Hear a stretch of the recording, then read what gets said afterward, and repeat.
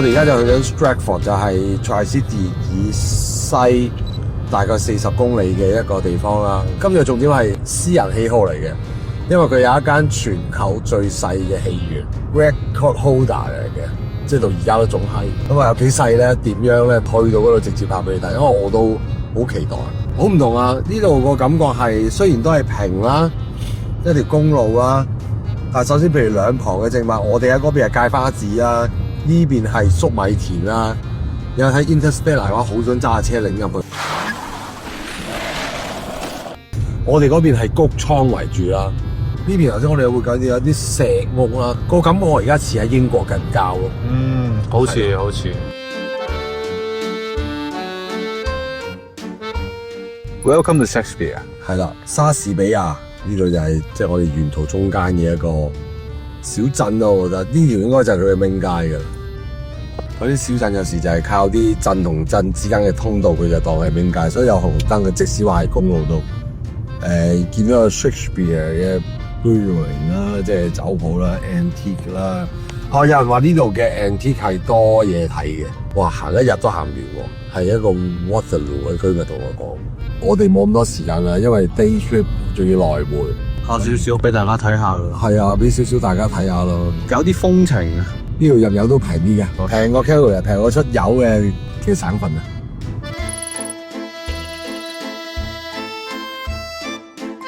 我係 Jennifer。Alberta 生活質素高，成本低，好多加拿大人都會選擇移居到 Alberta。如果你想了解更多有關 Alberta 嘅地產同生活資訊，可以隨時揾我代勞。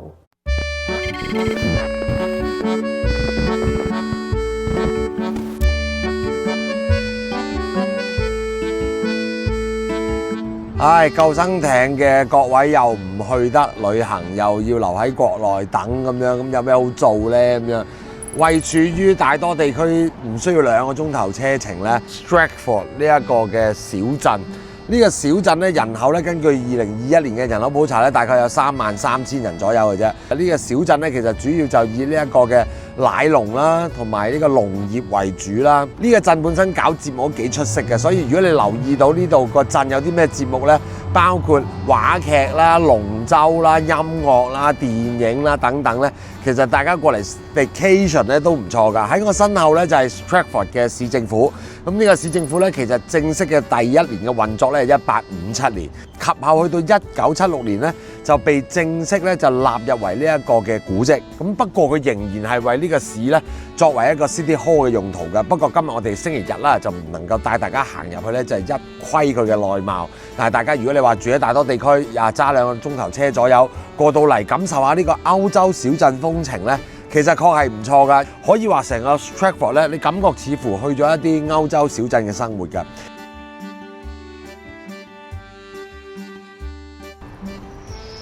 嚟到 Stratford 呢一個咁歐洲小鎮風情嘅地方，竟然俾我見到一個我哋香港人非常熟悉嘅 Dragon Boat 龍舟，呢個係一個 Hong Kong style 嘅 boat racing。咁啊，每年都有比賽嘅。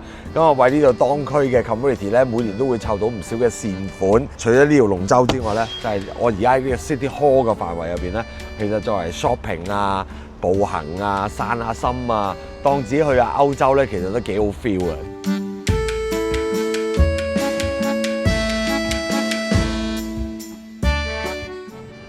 感覺好似進入咗一條時光隧道，因為呢一個 Allen's Alley 係一個2戰前先有使用嘅一個後巷，而家就俾人列做咗呢個法定嘅古蹟啦。咁啊，講緊係1915年到1942年嘅時候常用嘅，一出翻嚟咧就會出翻條大街。咁但係我點解要行呢度咧？因為專登入嚟呢個鎮就係為咗朝聖呢一間健力士世界紀錄大全嘅 Record Holder， 全球最細嘅 Movie Theatre Little Prince 小王子，非常之細嘅一間戲院。你外邊望落去咧，好似係一間鋪貼咁樣嘅。而小弟都買咗飛，一陣間就入場睇睇。好緊㗎啦度。我哋直接入戲院好唔好？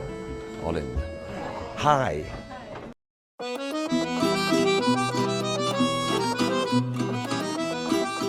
歡迎大家嚟到呢一個嘅小王子影院。咁啊，呢個位於喺 Stratford 啦，被譽為全球最細嘅影廳。有幾細呢？一眼見晒㗎啦。我諗你而家 wide angle 度，其實屋企嘅 projector 可能大少少嘅，不過呢間影院播嘅戲呢，都幾有質量嘅。今日我就因為冇辦法啦，就時間就睇 Nicolas Cage 嘅 Con Air。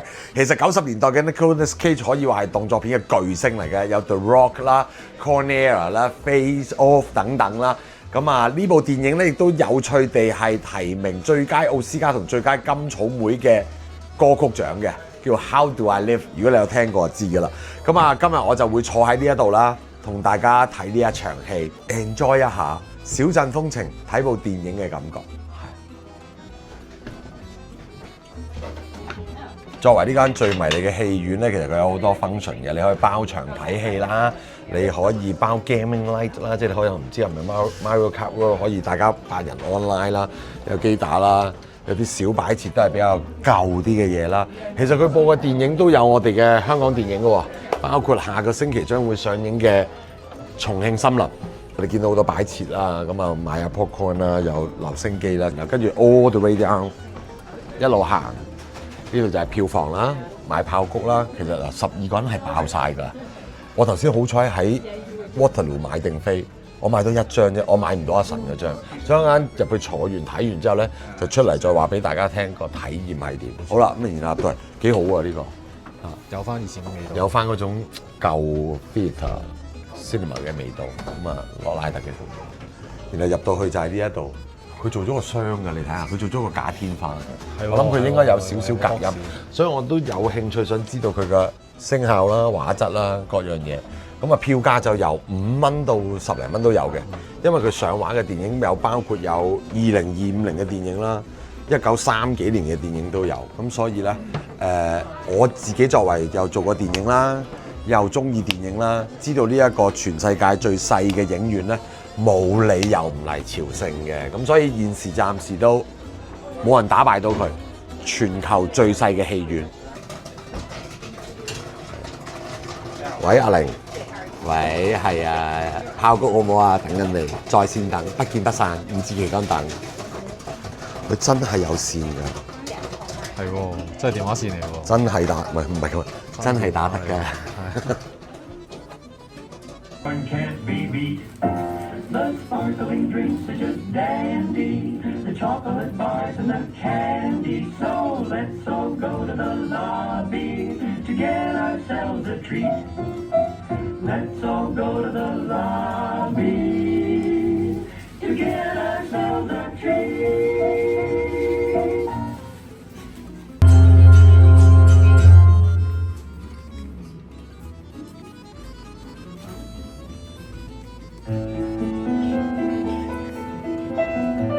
Miramax Films is proud to present. 咁啊，戲啊睇唔晒嘅，因為小弟有行程緊湊，同埋 Con Air 都唔係特別咩好睇嘅片嚟嘅。但係好得意嗰種感覺咧，就係有一種佢好細，佢個銀幕亦都唔大，佢用緊嘅影音佢都有5.1，但係都係一啲家庭影音啦。但係個感覺咧就大家食住爆谷啊，一齊笑啊，一齊驚啊咁樣，個感覺都係似喺戲院入邊嘅。咁我頭先訪問過個老闆，原來佢已經有第2間喺 Cambridge， 咁但係最細都係呢間，只係得1600尺嘅啫。咁所以佢話佢哋主要做啲 event 啦。關於啲新戲咧，大概通常就第2輪即係首輪唔得㗎啦，因為太貴。大概啲新戲喺戲院上畫2個月咧，佢哋就會攞翻嚟，就俾翻呢個撐。咁同埋會成日上啲舊嘅戲啦。咁而家就出嚟行下呢條主街道。咁啊，其實你喺 Cambridge 嗰邊揸車過嚟咧，都必經係呢條主街道㗎啦。咁啊，呢度係好多遊客俾我感覺，好多應該可能係附近，唔係話外國遊客嘅，可能係啲 Ontario road trip 啊咁樣。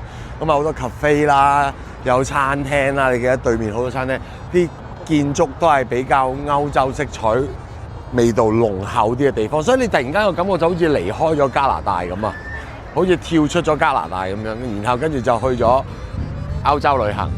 總之你呢啲咁嘅陽光、咁嘅露天茶座，你只需要加杯 espresso， 你個感覺都就突然間，咦，我係咪去意大利啊咁樣？我係咪去歐洲啊咁樣？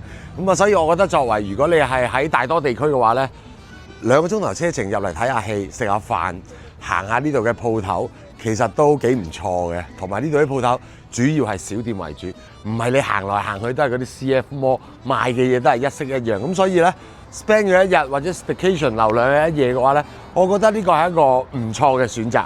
咁啊，今日嘅行程就到呢度啦，希望大家 like 啦、subscribe 我哋 channel 啦，我哋都會探索加拿大唔同嘅地方嘅。下次再見，拜拜。